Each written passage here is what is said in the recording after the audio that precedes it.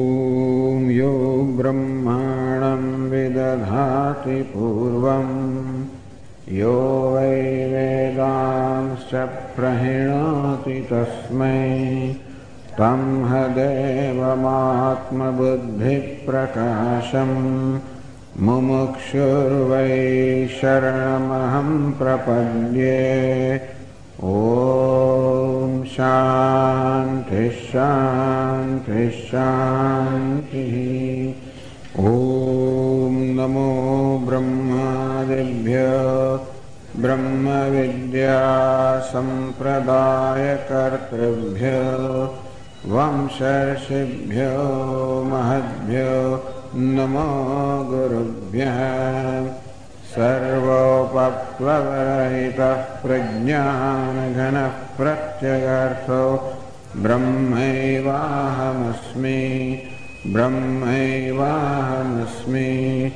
ॐ नारायणं पद्मभवं वसिष्ठं शक्तिं च तत्पुत्रपराशरं च व्यासं शुकं गौडपदं महान्तं गोविन्दयोगीन्द्रमथास्य शिष्यं श्रीशङ्कराचार्यमथास्य पद्मपादं च हस्तमलकं च शिष्यं तन्तोटकं वार्तिककारमन्यान् अस्मद्गुरून् सन्ततमान् श्रुतिस्मृतिपुराणानाम् आलयं करुणालयं नमामि भगवत्पादं शङ्करं लोकशङ्करं शङ्करं शङ्कराचार्यं केशवं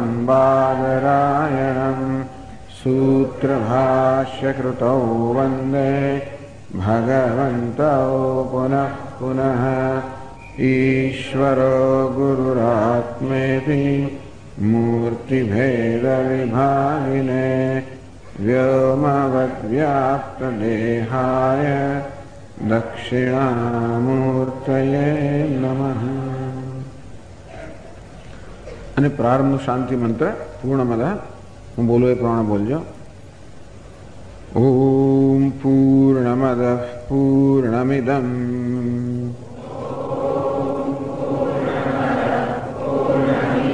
पूर्णात् पूर्णमुदच्यते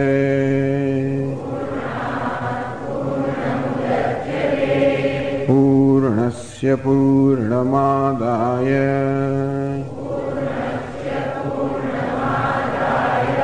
पूर्णमेवावशिष्यते। ॐ शान्ति शान्ति शान्तिः।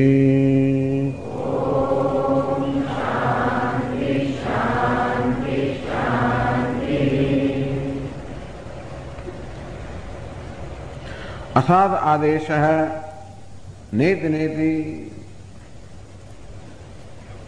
आम ब्रह्मनो आदेश तो उपदेश કરવામાં આવ્યો नेति नेति न इति न इति न इदम न इदम अर्थात इदम ಇದು જેનો પણ નિર્દેશ થઈ શકે ન ઇદમ અર્થાત આ તો આ એવું સર્વનામ આપણે શેને માટે પ્રયોજીએ જે આપણા જ્ઞાનનો વિષય અને આપણે આ કહીએ જેમ કે આ ઘડો આ પુસ્તક આ માઇક્રોફોન આ ઘડિયાળ વગેરે આમ આ એવા સર્વનામનો પ્રયોગ ક્યારે કરી જ્યારે એ વિષય આપણા જ્ઞાનનો વિષય હોય.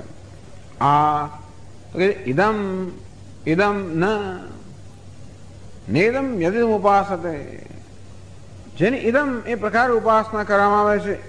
ઇદમ એ જે જ્ઞાનનો વિષય છે એ બ્રહ્મ નથી આવું શાસ્ત્ર આપણને કહે છે. આમ આ પ્રકારે ઇદમનો નિષેધ કરવામાં આવે છે. ઇદમ અર્થાત જે કોઈ તમારા જ્ઞાનનો વિષય જે બ્રહ્મ નથી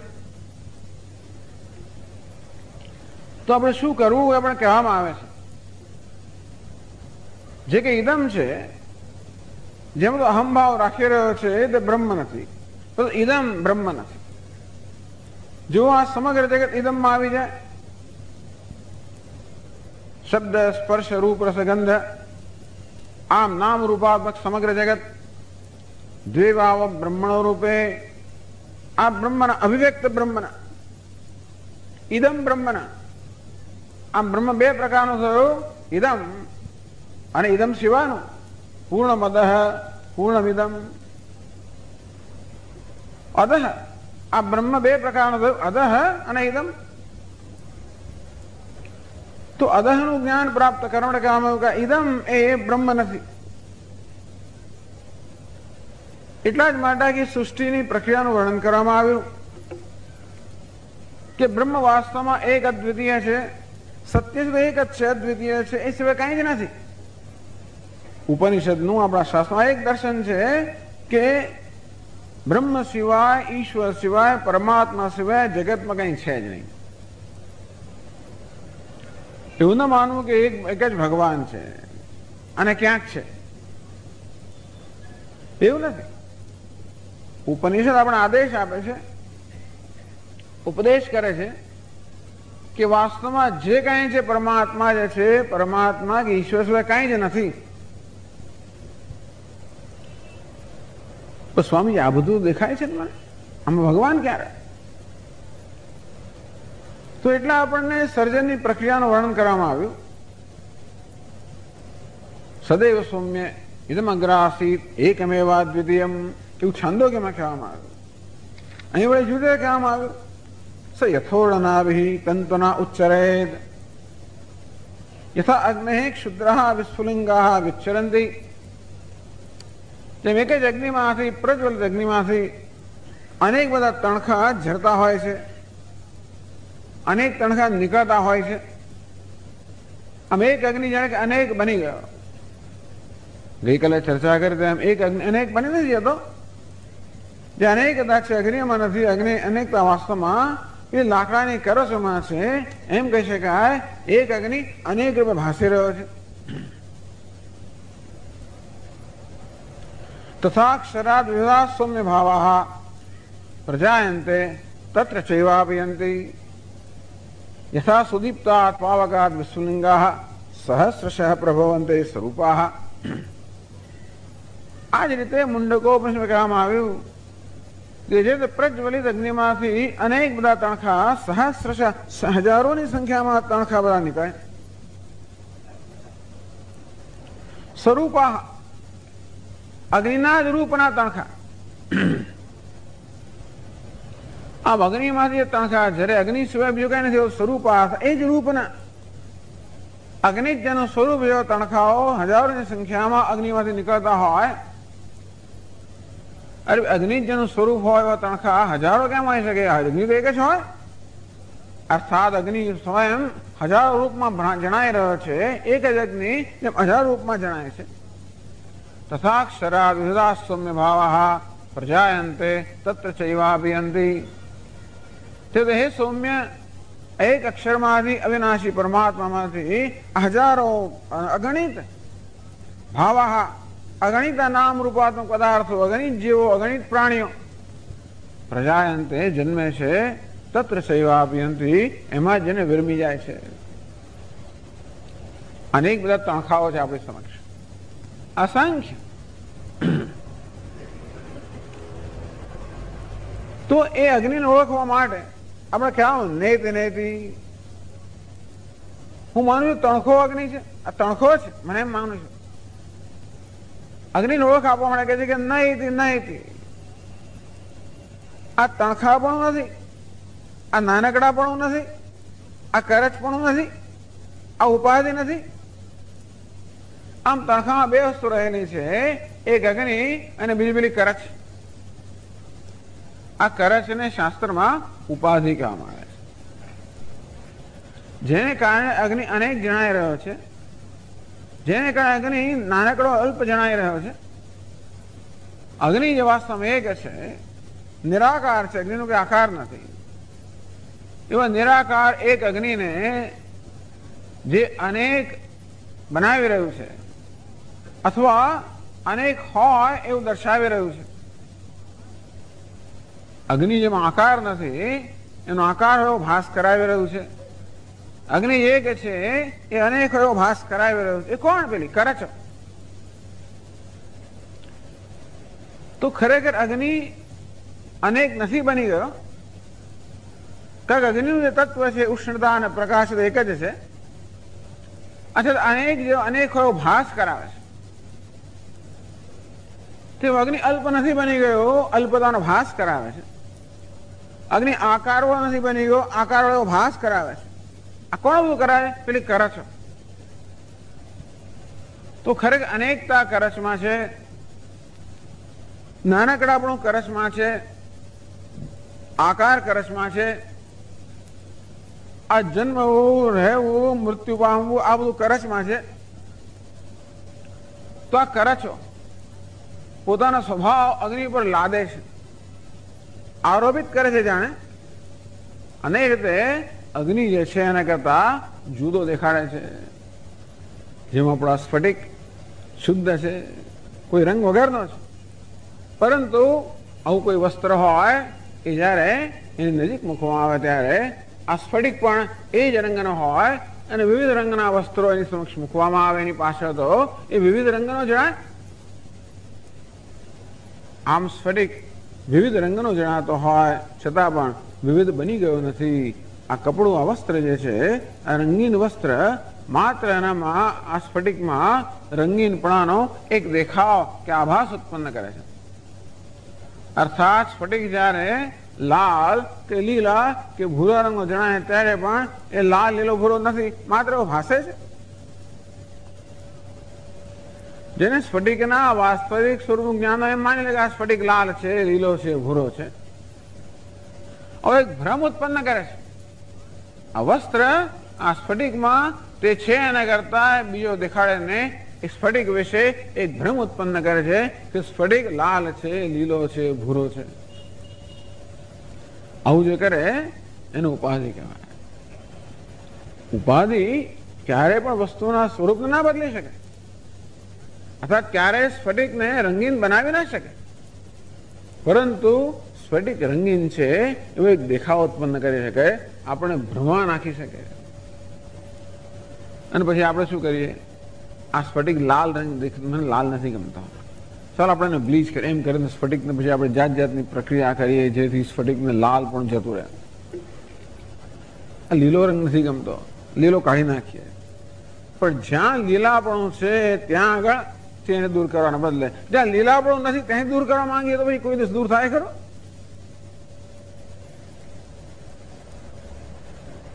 જ્યાં સંસાર છે ત્યાં દૂર કરવાના બદલે જ્યાં સંસાર નથી ત્યાં દૂર કરવા માંગે દૂર ના થાય. તો જેવી રીતે આ વસ્ત્ર છે, આ સ્ફટિકની ઉપાધિ કહેવાય, જે પોતાના ધર્મનો અન્યત્ર અધ્યારોપ કરે છે, એમ કરીને આપણા ભ્રમ ઉત્પન્ન કરે છે. તેવી રીતે આ લાકડાની કરો તો પણ ઉપાધિ છે. અગ્નિ એક છે એમાં અનેકતાનો દેખાવ ઉત્પન્ન કરે છે. અગ્નિ જે નિરાકાર છે એમાં આકારનો દેખાવ ઉત્પન્ન કરે છે. અંતે રીતે પરમાત્મા જે નિરાકાર છે એમાં આકાર ઉત્પન્ન કર્યો, જાણે કે પરમાત્મા એક છે, અનેકતા ઉત્પન્ન કરી. પરમાત્મા જે પૂર્ણ છે અપૂર્ણતા ઉત્પન્ન કરી. આવું કરે છે. કોણ કરે છે? દ્વે વાવ બ્રહ્મણો રૂપે. આ સૂક્ષ્મ શરીર અને સ્થૂળ શરીર. તો કહ્યું કે આ પરમાત્મા જાણે કે આ બે રૂપ ઉત્પન્ન થયા, સ્થૂળ શરીર અને સૂક્ષ્મ શરીર. આ સ્થૂળ શરીર એવું કહેવામાં આવ્યું કે ત્રણ તત્વોનું બનેલું છે, પૃથ્વી, જળ અને અગ્નિ. જે સ્થૂળ છે, મૂર્ત છે, આકારવાળા છે, ઘડાયેલા છે, દેખાય છે, નક્કર છે, સ્થિત છે, સ્થગિત છે, મર્યાદિત છે, મર્ત્ય છે વગેરે. આ બધું સૂક્ષ્મ શરીર બે બે તત્વોનું બન્યું. વાયુ અને આકાશ જે સૂક્ષ્મ છે, જે ચલાયમાન છે, અર્થાત જે સ્થગિત નથી, જે વ્યાપક છે, સૂક્ષ્મ છે. આવા બે આવી ઉપાધિ ઉત્પન્ન થઈ. તો ઉત્પન્ન શું થયું? આ ઉપાધિ ઉત્પન્ન, પરમાત્મા ઉત્પન્ન થયો નથી. જેમ એક લાકડામાંથી અનેક કરચરૂપી ઉપાધિ ઉત્પન્ન થાય તેવી રીતે જાણે કે આ સ્થૂળ ને સૂક્ષ્મ ઉપાધિ ઉત્પન્ન થઈ, એનું આ સમગ્ર જગત બન્યું. આમ જ્યાં જુઓ તો તમને આ બે વસ્તુ દેખાય છે, સ્થૂળ અને સૂક્ષ્મ. આપણે નજર કરીએ સ્થૂળ અને સૂક્ષ્મ. તમારો નજર કરો સ્થૂળ ને સૂક્ષ્મ. આ જગતમાં નજર કરીએ સ્થૂળ ને સૂક્ષ્મ. આમ સર્જન કોણ થાય? ઉપાધિનું સર્જન થાય. પરંતુ આ ઉપાધિ પેલા પરમાત્મામાં પણ એવો દેખાવો ઉત્પન્ન કરે જાણે પરમાત્માનું સર્જન થયું, જાણે કે જીવાત્માનું સર્જન થયું, જાણે કે આત્મા જન્મ્યો, જાણે કે આત્મા છે એટલે કે આ નાનકડો છે આત્મા મર્યો. આવી જાતમાં આત્મામાં દેખાવો ઉત્પન્ન કરે, આપણો ભ્રમ ઉત્પન્ન કરે કે મારો જન્મ છે, મારું મૃત્યુ છે, હું અનેકમાં એક છું, હું નાનકડો છું, હું અલ્પ છું, હું એક સ્થળે છું, આ દેશમાં કાળમાં વસ્તુમાં મર્યાદિત છું, સંસારી છું, કર્મને અધીન છું, જન્મ મૃત્યુને અધીન છું, વગેરે વગેરે. તો આ દુઃખ જે જન્મ્યું આમાં દરેક ખ્યાલ દુઃખ ઉત્પન્ન કરનારો છે. હું જન્મ મૃત્યુને અધીન છું એ ખ્યાલ દુઃખ ઉત્પન્ન કરે. હું અનેકમાં એક છું એ ખ્યાલ દુઃખ ઉત્પન્ન કરે.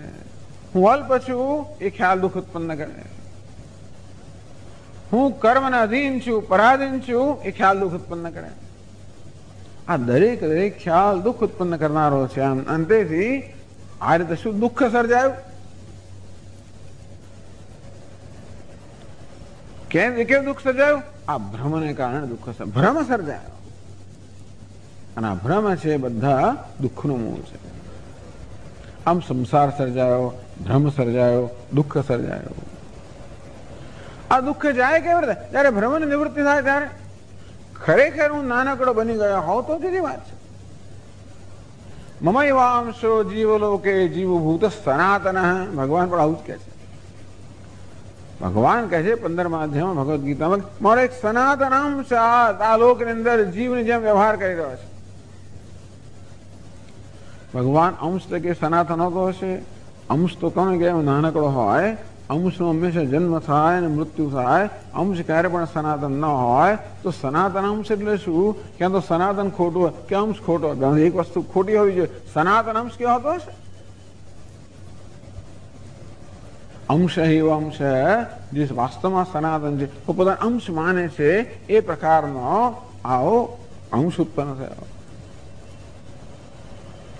અંતેથી આ ભ્રમની નિવૃત્તિ એ જ દુઃખની નિવૃત્તિનો ઉપાય છે. આ ભ્રમની નિવૃત્તિ કેમ કરી? નહિતી નહિતી, તું અંશ નથી, તું સનાતન છે. અંશ શું તો કે નહીં, નહિતી સ્થૂળ તું નથી, સૂક્ષ્મ તું નથી. આ સ્થૂળ શરીર તું નથી, સૂક્ષ્મ શરીર તું નથી. પણ હમણાં તો સ્વામી તમે કહો ન ઇદમ આ તું નથી. બરોબર છે. આ સ્થૂળ શરીર જે છે ને એ ઇદમની કક્ષામાં છે. ઇદમ અર્થાત જે મારા જ્ઞાનનો વિષય છે. ખરું કે નહીં? આ સ્થૂળ શરીર તો મારા જ્ઞાનનો વિષય ખરો કે નહીં? સૂક્ષ્મ શરીર આપણે ઇન્દ્રિયો, પ્રાણ, મન, બુદ્ધિ જેને આપણે સૂક્ષ્મ શરીર કહીએ એ પણ આપણા જ્ઞાનનો વિષય ખરો કે નહીં? મારા મનની લાગણીથી હું સભાન છું, બુદ્ધિના વિચારથી સભાન છું, મારા અહંકારથી પણ સભાન છું, મારી સ્મૃતિથી પણ સભાન છું, મારા અજ્ઞાનથી પણ સભાન છું. જેનું સભાન હોવું એ મારા જ્ઞાનનો વિષય હોય. આમ સરળ નિયમ તો એ છે ઘટ દ્રષ્ટા ઘટાદ ભિન્ન. આ ઘટનો જે દ્રષ્ટા છે એ ઘટથી ભિન્ન હોવો જોઈએ. સરળ નિયમ છે. એ ટૂંકમાં આપણને નહીં તું ઘડો નથી એમ કહે છે. આપણને શું કહે છે? તું ઘડો નથી, તું આ વસ્ત્ર નથી, તું પુસ્તક નથી, તું ઘડિયાળ નથી, તું પંખો નથી, તું દિવાલ નથી, તું પેલું વૃક્ષ નથી. જે તમારે કહેવું હોય કહો, આગળ નથી કહેતો. બાકી તું કાંઈ નથી. જે બધું જે કંઈ કહેવું તો કહી શકાય. આ બધું ઇદમની કક્ષામાં આવે ને એ તો હું જાણું છું સ્વામીજી. પરંતુ ઇદમ શરીરમ કાઉંતે ક્ષેત્રમિત્યભિધીયતે. ભગવાન પછી આ ઇદમની વધારે વ્યાખ્યા કરે. ઇદમ શરીરમ, હજુ આ શરીર પણ ઇદમ છે. શરીર અર્થાત સ્થૂળ શરીર, સૂક્ષ્મ શરીર, કારણ શરીર બધું ઇદમ છે. ક્ષેત્રમિત્યભિધીયતે, ક્ષેત્ર છે અર્થાત આ ક્ષેત્રજ્ઞના આત્માના જ્ઞાનનો વિષય છે, એનાથી પ્રકાશિત છે, અવભાષિત છે. એતદ્યો વેતિ તમ પ્રાહુ ક્ષેત્રજ્ઞ તદ્વિદ. એનો જે જ્ઞાતા છે, દ્રષ્ટા છે, સાક્ષી છે, એને ક્ષેત્રજ્ઞ કહેવામાં આવે છે, એને આત્મા કહેવામાં આવે છે. તો આવું કહેવાનું હેતુ શું? જેથી આપણે તેની દ્રષ્ટિ હટાવી લઈએ. અર્થાત શરીર હું નથી. ઇદમની કક્ષામાં આ શરીર હોવાના કારણે સ્થૂળ શરીર ઇદમની કક્ષામાં એ હું નથી. આ સૂક્ષ્મ શરીર ઇદમની કક્ષામાં એ હું નથી. કારણ શરીર ઇદમની કક્ષામાં એ પણ હું નથી. સ્વામી આપણે કારણ શરીર ક્યાંથી ઉમેર્યું? 2 3 3 ક્યાંથી છે? આ કારણ શરીરનું કોઈ જુદું શરીર નથી. કારણ શરીર બધી વાસનાઓ, અવિદ્યા, કામ, કર્મ, અજ્ઞાન જન્મેલી બધી કામનાઓ, એમાં જન્મેલું બધું કર્મ, આ બધા સંસ્કારો એ બધા સૂક્ષ્મ શરીરની અંદર જ રહેલા છે. એનું જુદું કોઈ અસ્તિત્વ ન હોવાને કારણે સૂક્ષ્મ શરીરમાં આ વાસના સંસ્કાર બધું આવી ગયું.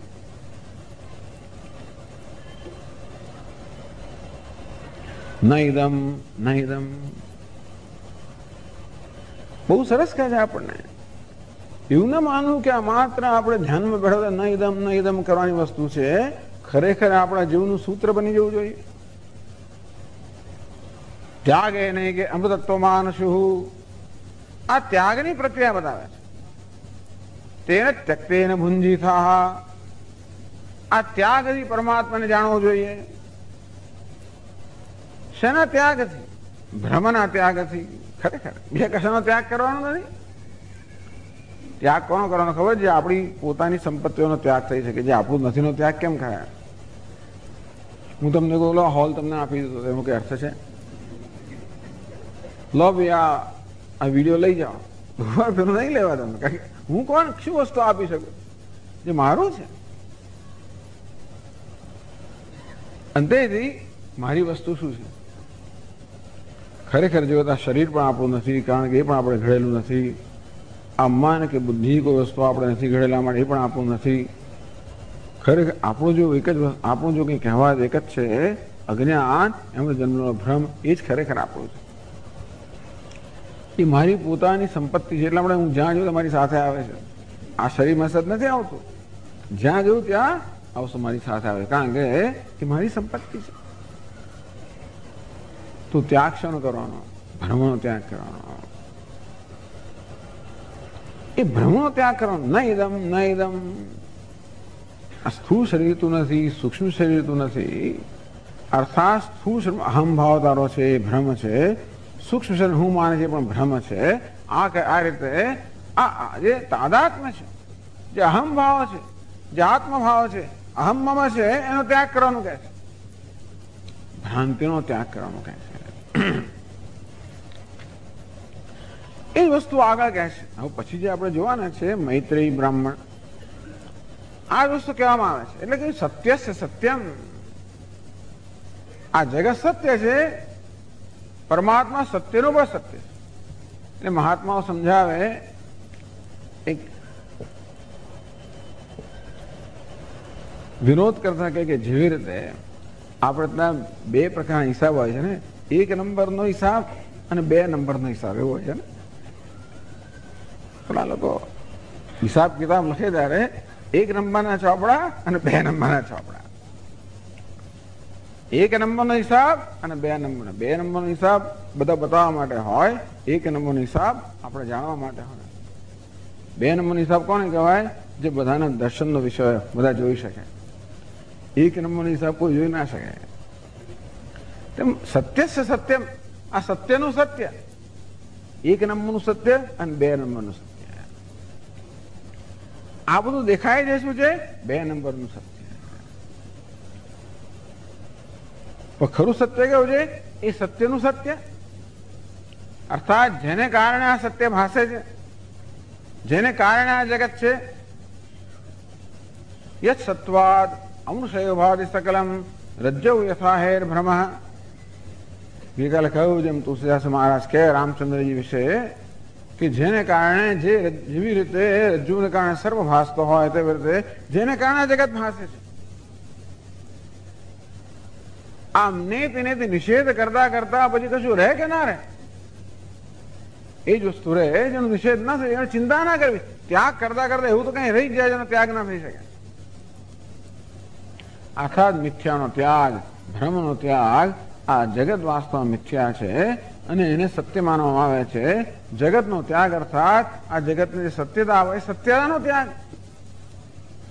જ્યારે જ્યારે શાસ્ત્રમાં ત્યાગની વાત કરવામાં આવે ત્યારે સમજવું કે એ મિથ્યાના ત્યાગની વાત છે, ભ્રમના ત્યાગની વાત છે, કોઈ સાચી બીજી વસ્તુના ત્યાગની વાત નથી.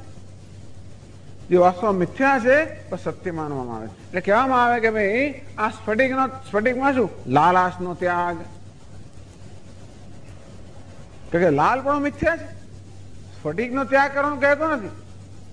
લાલાશનો ત્યાગ ને લીલાશનો ત્યાગ અને કાળાશનો ત્યાગ એમ કરતા કરતા ભાઈ રહેશું તો બધો જ ત્યાગ રહેશું.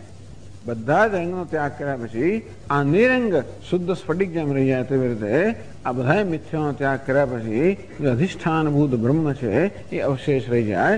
એનું જ્ઞાન પ્રાપ્ત કરવા માટે આ ત્યાગની પ્રક્રિયા બતાવવામાં આવી. એ ત્યાગની પ્રક્રિયા હવે પછીનું જે બ્રાહ્મણ છે જેને મૈત્રેયી બ્રાહ્મણ કહેવાય છે. યાજ્ઞવલ્ક્યનો મૈત્રેયીનો ઉપદેશ. બીજી એક પણ રસપ્રદ વસ્તુ એ છે આ બ્રાહ્મણને મૈત્રેયી બ્રાહ્મણ કહે છે. સામાન્ય રીતે આપણે શું કહીએ ભગવદ્ ગીતા એમ કહે છે. ભગવતાજી જે ઉપદેશ કરનાર એના નામથી હંમેશા વસ્તુ કહેવાય ને. ભગવદ્ ગીતા અર્જુન ગીતા આપણે નથી કહેતા. સામાન્ય શું કહે ભગવદ્ ગીતા. ભગવતા ગીતા ભગવાને ગાયેલી ગીતા છે ને.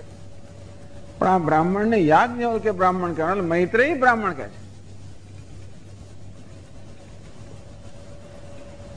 તો જો આપણા શાસ્ત્રમાં આ સ્ત્રીઓને કેટલું મહત્વ આપવામાં આવ્યું છે ને.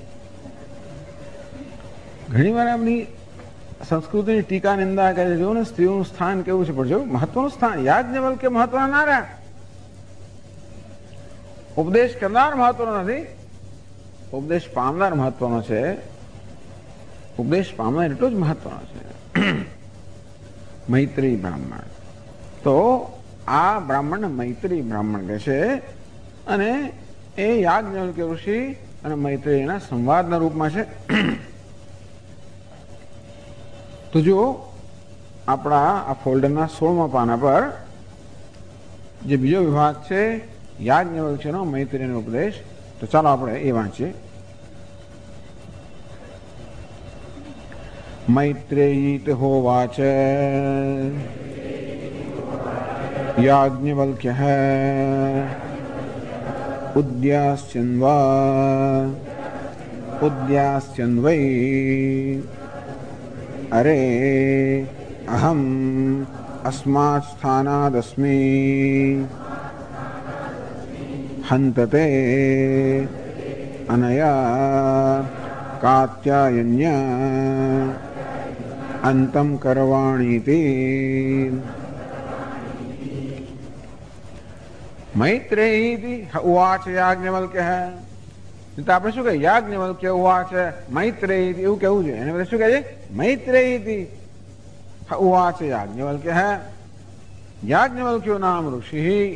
યાજ્ઞવલ્ક્ય નામના ઋષિ યજ્ઞવલ્ક્યના પુત્ર યાજ્ઞવલ્ક્ય, જેના પિતા યજ્ઞ માટે ખૂબ જાણીતા હતા. તો જેમના પિતાએ ખૂબ બધા યજ્ઞ આગળ કર્યા હશે, તો એવા યજ્ઞવલ્ક્યના પુત્ર યજ્ઞવલ્ક્યના પુત્ર યાજ્ઞવલ્ક્ય એવા કોઈ મહર્ષિએ મૈત્રેયી પોતાની પત્નીને સંબોધીને આ પ્રકારે કહ્યું, હે મૈત્રેયી, ઉદ્યાસ્યન વૈ અરે અહમસ્મિ અરે અહમસ્માत् સ્થાનાદસ્મિ. ઉદ્યાસ્યન ઉર્ધ્વમ યાસ્યન. ઉદલે ઉપર, યાસન એટલે હું જઈશ, ઉપર જવા માંગુ છું. અસ્માत् સ્થાનાત, આ સ્થાનથી ઉપર જવા માંગુ છું. આ સ્થાન કયું? તો કે ગૃહસ્થાશ્રમાત. અત્યારે જે સ્થાનમાં હું છું એટલે ગૃહસ્થાશ્રમ, એ સ્થાનથી ઉદ અર્થાત ઉપર જવા માંગુ છું. એટલે કે હું સંન્યાસ લેવા માંગુ છું. હંત તે અનુમતિ પ્રાર્થયામિ. હું તારી અનુમતિ માંગુ છું. યાજ્ઞવલ્ક્ય કહે છે કે હે મૈત્રી, હવે આ ગૃહસ્થાશ્રમનો ત્યાગ કરીને હું પરિવ્રાજક બનવા માંગુ છું, સંન્યાસી બનવા માંગુ છું, અને તે માટે તારી અનુમતિ માંગુ છું. તો નિયમ પણ એવો છે કે એમને આપણે છોડીને જતા ના રહેવાય, એમને કઈ રઝળતા મૂકીને ના જતા રહેવાય. પરંતુ એમની જરૂરિયાત પ્રમાણે બધી વ્યવસ્થા કર્યા પછી જવું જોઈએ. ત્યારે યાજ્ઞવલ્ક્ય ઋષિ પણ આ લોકોને રઝળતા મૂકીને જતા નથી, પરંતુ પૂરતી વ્યવસ્થા કરીને જાય છે. અને એ વિશે મૈત્રેયને કહે છે, હંત તે અનયા કાત્યાયન્યા સહ અંતમ કરવાણીથી અનયા દ્વિતીયા ભાર્યા. યાજ્ઞવલ્ક્ય ઋષિની બે પત્નીઓ હતી, એક મૈત્રેયી અને બીજી કાત્યાયની. મૈત્રેયી કારણ કે બધા મિત્ર ભાવ રાખતી હતી. અદ્વેષ્ટા સર્વભૂતાના મૈત્ર, બધાને મિત્ર ભાવ રાખનાર, મૈત્ર ભાવ રાખનાર મૈત્રેયી. મૈત્ર ભાવ રાખો એટલે પછી તમારી ગણતરી બહુ ના થાય, મિત્રતામાં ગણતરી બહુ ના હોય. કાત્યાયની બરોબર ગણતરી કરનારી હતી, એટલે કે એ વ્યવહારિક હતી. મિત્ર સાથે મિત્ર ભાવ, મિત્ર ના હોય એ પ્રકારનો ભાવ, જે સાથે જેવો ભાવ હોવો જોઈએ એ પ્રકારનો ભાવ રાખનારી, અર્થાત વ્યવહારિક બરોબર ગણતરી કરનારી, વ્યવહાર ચલાવનારી, ઘર રખું સ્ત્રી હતી. બહુ સારી સ્ત્રી હતી પણ એવી હતી. મૈત્રી કદાચ ઘર રખું નહીં પણ હોય, મિત્ર ભાવ રાખનારી હતી. અંતેથી યાજ્ઞવલ્ક્ય મૈત્રીને સંબોધીને કહે છે કે આ બીજી પત્ની છે મારી, બીજી ભાર્યા છે કાત્યાયની, એની સાથે અંતમ કરવાણી, વિચ્છેદમ કરવાણી. હું તમારા બંનેના સંબંધને હવે અંત લાવી દઈશ, તમારા બંનેનો સંબંધ પૂરો કરી દઈશ, સંબંધનો અંત લાવી દઈશ. આ મૈત્રેય અને કાત્યાયની સંબંધિત છે. શેને કારણે સંબંધિત છે? પોતાના પતિને કારણે. આ સંબંધ પોતપોતાનો નથી, પણ એવું છે ને, પતિને કારણે કેટલો સંબંધ થઈ જાય ને. એક સ્ત્રી પરણીને ઘરે આવે એટલે કેટલા સંબંધ થાય, કોઈ દિયર ને પાછો જેઠ, પછી દેરાણી ને જેઠાણી ને જાત જાતનું થાય, સાસુ ને સસરા ને આ બધા સંબંધ આને કારણે છે. એમ તુલસીદાસ મહારાજ કે બધો સંબંધ મારો કોને કારણે છે? રામને કારણે છે. રામચંદ્ર લક્ષ્મણજીને કહે કે ભાઈ તું અહીંયા રહે, હવે પેલાને આવું છે એમની સાથે, તું રહે અહીંયા આગળ, પિતાની માતાની ગુરુના સેવા કર. કે આ પિતા માતા ગુરુ તો આ રહ્યા, આપ જ છો. ટૂંકમાં તુલસીદાસજી કહે કે જે કોઈ સંબંધ છે એ ભગવાન રામચંદ્રને કારણે છે. ચલો, તે રીતે આ સ્ત્રીનો જે કે સંબંધ હોય એના સાસરે બધો પતિને કારણે છે. અને આ મૈત્રી જે છે કાત્યાયની સંબંધિત છે સપત્ની. ગુજરાતીમાં શું કહેવાય? સપત્ની. હા, બરોબર છે. તો એવી સંબંધિત છે. એ સંબંધ કોને કારણે છે? પતિને કારણે છે. એટલે કહેવાની રીતે છે. યાજ્ઞવલ્ક્ય ઋષિ કહે કે તારો કાત્યાયની સાથે આ પ્રકારે સપત્નીનો સંબંધ છે એનું અંત લાવી દઈશ. કેવી રીતે? દ્રવ્ય વિભાગે વિભક્તામ કૃત્વા. જે આપણું દ્રવ્ય છે એમાં એ બધા દ્રવ્યનો વિભાગ કરી આપીશ તારી અને કાત્યાયની વચ્ચે. અને પછી હું જયારે નહીં હોઉં ત્યારે તમારા વચ્ચે કોઈ સંબંધ નથી. એટલે સંબંધ ન હોવાનો હેતુ એ છે કે જે દ્રવ્ય છે એનો વિભાગ કરીશ અને તમારા માટે પૂરતું દ્રવ્ય છે, પૂરતી વ્યવસ્થા કરીને હું જઈશ. સારું. મૈત્રી એટલે કાત્યાયની પણ હશે ત્યાં આગળ, બંનેને કહ્યું, એકલી મૈત્રીને કહ્યું નહીં હોય. આમ બેમાંથી મૈત્રીને સંબોધી પણ કાત્યાયને સમજી લો અને કાત્યાયને કઈ ના કહ્યું. બરોબર છે? ચાલો. પણ મૈત્રી હતી, એને પ્રશ્ન પૂછ્યો તો બીજા મંત્રમાં કહે છે સાહોવાચ મૈત્રેયી યન્નુમ ઇયં ભગોઃ સર્વા પૃથિવી વિત્તેન પૂર્ણા સ્યાદ કથમ તેન અમૃતા સ્યામિતિ ન ઇતિ હોવાચ યાજ્ઞવલ્ક્યઃ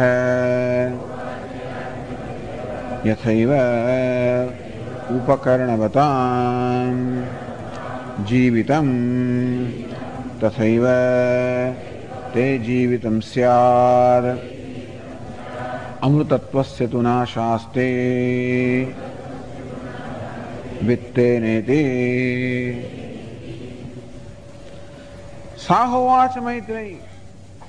આ પ્રકારે જેને કહેવામાં આવ્યું હતું એ મૈત્રી બોલી, ભગો હો હે ભગવાન યન્ન મે ઇયમ સર્વા પૃથ્વી વિત્તેન પૂર્ણા સ્યાત કે જો આ સમગ્ર પૃથ્વી વિત્ત એટલે ધનથી ધન ધાન્યથી બધા પ્રકારની સમૃદ્ધિથી સંપૂર્ણ આ સમગ્ર પૃથ્વી હશે એ જ મને આપી દેવામાં આવે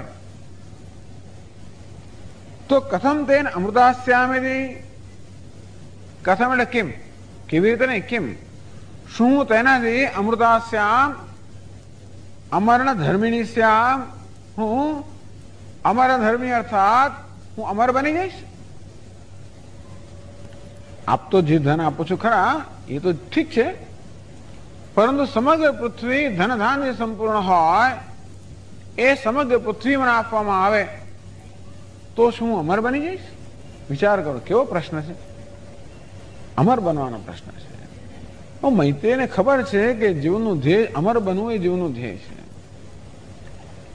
ત્યાગ એ નહીં કે અમૃતત્વમાન શું આપણા શાસ્ત્રમાં અમર બનવાનું એક જીવનનું ધ્યેય બતાવ્યું છે અમૃતત્વમાન શું અમૃતત્વને પ્રાપ્ત થયા કેટલાક મહાપુરુષો અમર બનવું એટલે મૃત્યુથી પર થઈ ગયો આમ જીવનમાં ત્રણ વસ્તુ છે આપણે ત્યાં જે દુઃખ ઉત્પન્ન કરનારી છે અથવા જેને આપણે સંસાર કહીએ એક તો એ કે હું મરતે છું અર્થાત મૃત્યુને અધીન છું ત્રણ વસ્તુ આપણે સ્વીકારી શકતા નથી જીવનની અંદર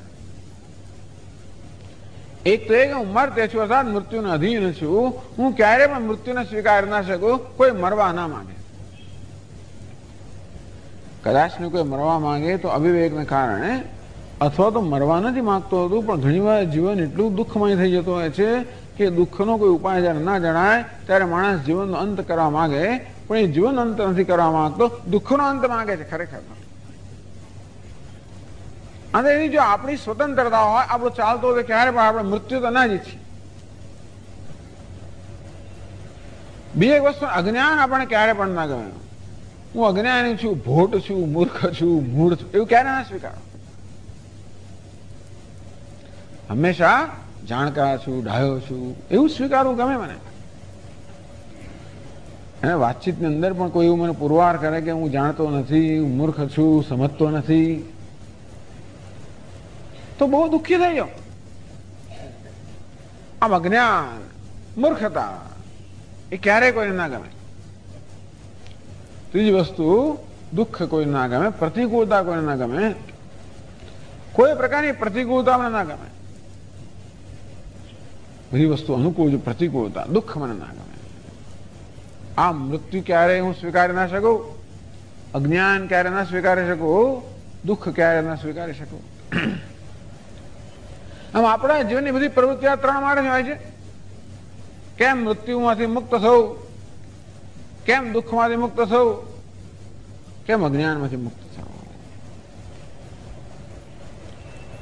આપણે એને માટે સતત આ વસ્તુ ઝીંખતા હોઈએ છીએ મૃત્યુમાંથી મુક્તિ દુઃખમાંથી મુક્તિ અજ્ઞાનમાંથી મુક્તિ અને તમે જોજો કે જે કઈ પ્રવૃત્તિ આપણે જીવનમાં કરતા હોઈએ છીએ પ્રવૃત્તિ આ ત્રણમાંથી એક પ્રયોજન હંમેશા પ્રેરાયેલી હોય છે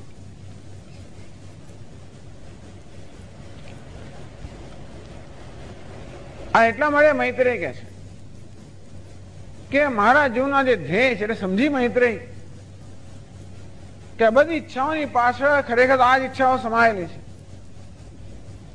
પણ અનેક બધી ઈચ્છા આપણા મનમાં ઉઠતી હોય આપણે ધનવાન થવું હોય પ્રતિષ્ઠાવાન થવું હોય સત્તાવાન થવું હોય સ્વર્ગ જોઈતું જે કઈ પુત્ર સંતતિ જે કઈ જોઈતું હોય સગવડો જોઈએ જે કઈ જોઈતું હોય સન્માન જોઈતું હોય સ્વામી છૂટવું છે જે કઈ જોઈતું હોય આ બધાની પાછળ આ જ ઈચ્છા જણાશે કે હું મૃત્યુમાંથી મુક્ત થવા માંગુ છું અજ્ઞાનથી મુક્ત થવા માંગુ છું હું દુઃખમાંથી મુક્ત થવા માંગુ છું દુઃખ એટલે પરાધીનતામાંથી મુક્ત થવા માંગુ છું અસહાયતામાંથી મુક્ત થવા માંગુ છું આ પરાધીનતામાં દુઃખી ગઈકાલે આપણે વાત કરી પરમ દિવસે પણ કે પરાધીનતા મને દુઃખી કરે છે અસહાયતા દુઃખી કરે છે આમ પરાધીનતામાંથી મુક્ત થવા માંગુ છું અસહાયતામાંથી મુક્ત થવા માંગુ છું મૃત્યુમાંથી મુક્ત થવા માંગુ છું અજ્ઞાન મુક્ત થવા માંગુ છું આમ સામાન્ય રીતે માણસ પોતે શું ઈચ્છે છે વિચારવું કરતો નથી હોતો આ મનમાં જેમની ઈચ્છાઓ જન્મતી જાય તેમને બસ પૂરી કરતો જાય ત્યારે વિચાર નહીં કે આપણી ઈચ્છાઓ પાછળ કોઈ ઈચ્છા રહેલી છે કે નહીં. વિચારી ત્યાં ખબર પડે કે આ પ્રકારની ઈચ્છા રહેલી છે. બસ અમૃતાસ્યામ, અમૃત એટલે મૃત્યુમાંથી મુક્તિ, એટલે દુઃખમાંથી મુક્તિ, એટલે અજ્ઞાનમાંથી મુક્તિ સમજી લેવાનું. તો આ આખી પૃથ્વીનું બધું જ ધન મને પ્રાપ્ત થઈ જાય તો મારે જે મૂળભૂત ઈચ્છા છે કે મૃત્યુમાંથી મુક્ત થઈ જવું, અજ્ઞાનથી મુક્ત થઈ જવું, દુઃખમાંથી મુક્ત થઈ જવું, મારી આ ઈચ્છા પૂરી થશે.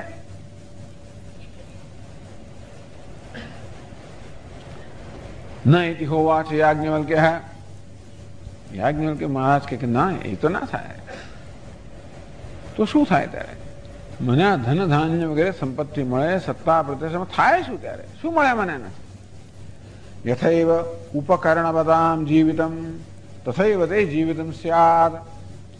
ઉપકરણવતામ, ઉપકરણ એટલે અનેક બધી સામગ્રી, ભોગ સામગ્રી.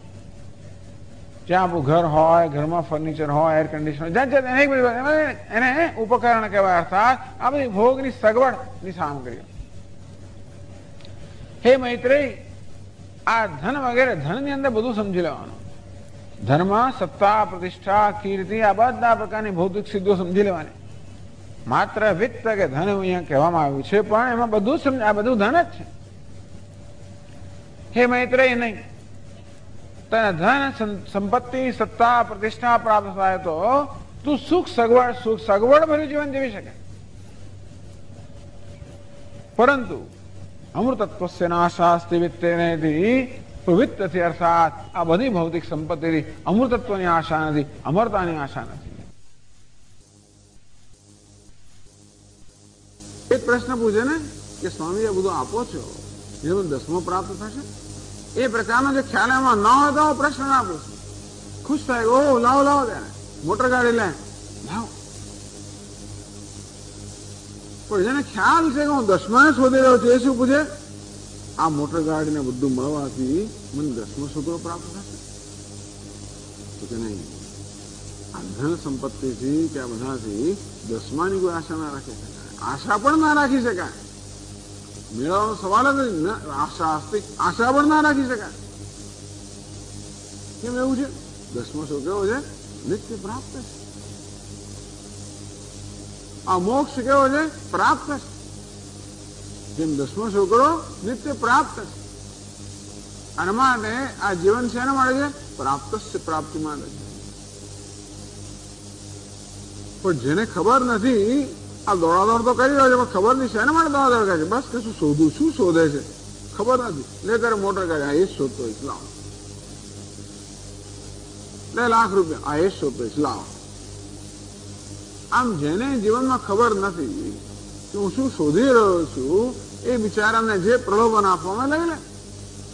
એને બસ પતી ગયું, આજ મારે જોયું. કોઈ જેને ખબર છે મૈત્રી કેવી છે, એને ખબર હું દસમાને શોધું છું. કેટલો વિવેક છે ને આનામાં. આ મોટો બહુ મોટી વસ્તુ છે. વિવેક, વૈરાગ્ય, સમાધિ, ષટ્ક સંપત્તિ, મુમુક્ષુત્વ નિધિ. આમ એનામાં વિવેક બતાવો કે હું જીવનમાં શું ઈચ્છું છું? અમૃતત્વ ઈચ્છું છું, મોક્ષ ઈચ્છું છું. અમૃતત્વ મોક્ષ, મુક્તિ ઈચ્છું છું. આ વસ્તુ એના મગજમાં છે, એટલા માટે આ પ્રશ્ન પૂછે. વેદાનો વિરુદ્ધ દ્રષ્ટાંત આપવામાં આવે છે. કોઈ એકદમ જટા જૂઠ વાળો કોઈ હોય બાવો, અને કઈક ચલમ બલમ ફૂંકતો હોય ને એક આ તડકો એમાં પડી ગયો ધારો કે, અને પછી બાળવા માંડ્યું, પછી શું થાય? દોડે. ક્યાં દોડે? ભાઈ તળાવ ક્યાં છે, સીધો કૂદકો મારો. દોડતો તને કહે કે લો મહારાજ આઈસ્ક્રીમ લો, કઈ પણ આપણે આપું તો લેવાનો છે. હા, એને ખબર ના હોય કે કેમ દોડી રહ્યો છું, તો ક્યાં છે લાવ. પછી એને ખબર છે શેના માટે દોડી રહ્યો છું, એ બે કોઈ પ્રલોભનથી ફસાય નહીં. તેમાં મૈત્રેયનો આ પ્રશ્ન બહુ જ મહત્વનો છે. અને જયારે યાજ્ઞવલ્કે કહ્યું ત્યારે મૈત્રેય કહે છે, સા હોવા છે મૈત્રેય જેના હમ અમૃતાસ્યામ કિમ હમ તેન કુર્યામ. જેનાથી મને અમૃતત્વ ના મળે, મુક્તિ ના મળે, મોક્ષ ના મળે, પૂર્ણતા ના મળે, એને લઈને મારે શું કરવું છે? યદેવ ભગવાન વેદ તદેવ મે બ્રૂહિતિ. ભગવાન આપ કંઈક વધારે જાણતા લાગો છો. આ બધું છોડીને આપ જાઓ છો એનો અર્થ છે કે આ બધા કરતા કોઈ વધારે મહત્વનું વસ્તુ આપણી પાસે હોવી જોઈએ ને. એ તો કોઈ જતું લાગે. માણસ એક જગ્યા બીજી જગ્યા ક્યારે જાય? એ કારણ હોય તો જ ને. આવા ગૃહસ્થાશ્રમનો ત્યાગ કરીને સંન્યાસ નો હતો. આખા બધી સંપત્તિ બધું ઘરવાર બધું તમે છોડી દો છો. બધી સુખ સાહેબી છોડીને જાઓ છો. એનો તો એ જ થયો કે આપણી પાસે બધા કરતા મહત્વનું કંઈ હોવું જોઈએ. અને જો એ વસ્તુ આ સુખથી સાહેબીથી અર્થાત ધનથી પ્રાપ્ત થતી હોય તો આપણે છોડી ના દીધું. આપ છોડી રહ્યા છો ને. એનો અર્થ એ થયો કે આપ જે આપણી પાસે જે છે એ ધનથી પ્રાપ્ત ન થતું હોવું જોઈએ માટે આપ ધન છોડી રહ્યા છો. એટલે એને પૂછ્યું કે આપની પાસે જે છે અમૃતત્વ એ ધનથી પ્રાપ્ત થાય કે ના? એ તો પ્રાપ્ત ના થાય. આ મૈત્રનો વિવેક બતાવો. અને મૈત્રી કહે છે કે જેનાથી મને અમૃતત્વની પ્રાપ્તિ ના થાય એને મારે કરવાનું છે. અર્થાત વૈરાગ્ય બતાવે. ઘણા શું છે વિવેક આપણો વિવેક છે કે નહીં ખબર ક્યારે પડે? વૈરાગ્યની જ ખબર પડે. આપણે વાત તો બધી કરીએ સબ મિથ્યા હૈ, સબ તન મન ધન સબ તેરા, સબ કુછ હૈ તેરા, તેરા તુજકો અર્પણ. તો પછી પેલા આમાં પેલા હુંડીમાં આપણે એક આનો નાખીએ, 10 પૈસા નાખીએ, બોલે ને ખિસ્સામાં 500 રૂપિયા હોય, તેરા તુજકો અર્પણ કેટલું અર્પણ કરીએ? 10 પૈસા. અર્થાત એ શબ્દો જે છે ને એ શબ્દો ખરેખર અર્થવાન નથી. એ શબ્દોનો પ્રયોગ થાય પરંતુ એ સ્પર્શતા નથી આપણને. પણ મૈત્રીએ તો કહી દીધું. બાકી મૈત્રીને કઈ વાંધો નહીં, અમૃતત્વ જોઈ લઈશું, હમણાં તો મજા કરો, એવું નથી. જેમ નચિકેતા કે ને તો ભાઈ વાહા તો નૃત્ય ગીતે આપના વાહન આપની પાસે રાખો, આ નૃત્ય ગીત આપની પાસે રાખો. તું મને આપશો જ નહીં, દેખાડશો જ નહીં, તો દેખાડ્યું જો આ બધા ઇમા સરફા સતુરિયા, જો આ બધી અપ્સરાઓ છે ને આ બધા છે, રથ છે ને આનંદ લઈ જાય. અહીંયા આપશો જ નહીં, દેખે તમારી પાસે જ રાખો. આ શું બતાવ્યું? વૈરાગ્ય બતાવ્યું. આ પ્રકારે મૈત્રેયની આખ્યાયિકામાંથી આપણે આ વસ્તુ પ્રાપ્ત થાય કે જેનું વિવેક અને વૈરાગ્ય જો હોય. અને વૈરાગ્ય છે એવું ક્યારે ખબર પડે? જયારે મૈત્રેય કોઈ વસ્તુને અડકવા જ માંગતી નથી. અર્થાત એનો ત્યાગ છે. ત્યાગ દેખાવાની વસ્તુ. વૈરાગ્ય અંદર સમજને કારણે જન્મ્યો છે તો એનું બહારની અભિવ્યક્તિ કેવી છે? આ બોજ કોણ રાખે? આમ જોવા જઈએ તો મૈત્રેય સંન્યાસી કહેવાય. આમ જોવા જઈએ ખરેખર સંન્યાસી એટલે વેશમાં નથી. અને વૈદિક નિયમોના સંદર્ભમાં તો મૈત્રી કર્મની અધિકારી પણ નથી. ખરેખર પુરુષ જ કર્મ અધિકારી. સ્ત્રી તો બધી વ્યવસ્થા કરે, ગોઠવણ કરે, બધી તૈયારી કરે. કર્મ આહુતિ પણ આવે, પુરુષ આવે. આમ સ્ત્રી ખરેખર કર્મનો અધિકાર નથી. એટલે કર્મ ત્યાગ ના કરી શકે. એટલે સ્ત્રીનો ઉપદેશનો અધિકાર જ નથી. આ તો પેલા લોકોની વાત, આપણી વાત નથી કરતો, પણ આ તો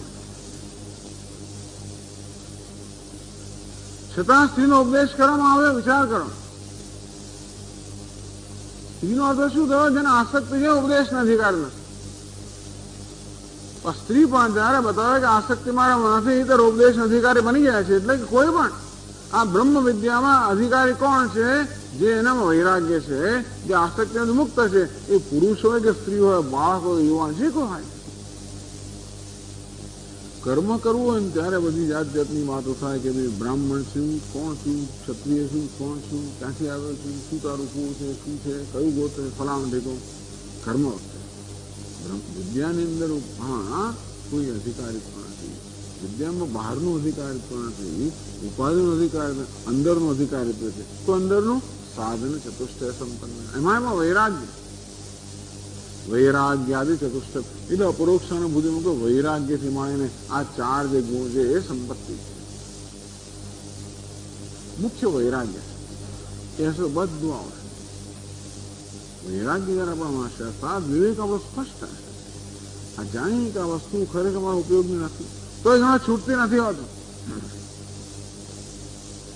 બુદ્ધિમાં જાણતો હોય તો વસ્તુ છૂટતી એટલા માટે નથી કે હજી બરોબર જાણ્યું નથી, હજી એમાં દુઃખ છે એ પ્રકારનો વિવેક જન્મ્યો ના હોય તેથી આપણે એને પકડી રાખતા હોઈએ, પણ ખરેખર ઉપયોગી નથી. આ દુઃખનું સાધન છે, આ તો બોજ છે એવું એક વાર સ્પષ્ટ થયા આવી કોઈ બોજ બહુ જ હંમેશા માથે લઈને ફરે નહીં. તો મૈત્રી સ્પષ્ટ થયા આ બધી સંપત્તિનો ત્યાગ કરી દીધો. આ રીતે મૈત્રી બ્રહ્મ વિદ્યાની અધિકારીણી બની. એટલે સ્ત્રીઓને પણ બ્રહ્મ વિદ્યામાં અધિકાર છે, વેદમાં પણ છે. ત્યારે આ પ્રકારનું વૈરાગ્ય હોય ત્યારે અને ત્યારે યાજ્ઞવલ્ક્ય સહોવાચ યાજ્ઞવલ્ક્ય પ્રિયા બત અરે ન સતી. એ મૈત્રી તો હંમેશા અમને પ્રિય તો હતી જ, કારણ કે મૈત્રી હતી ને હંમેશા પ્રિય હતી.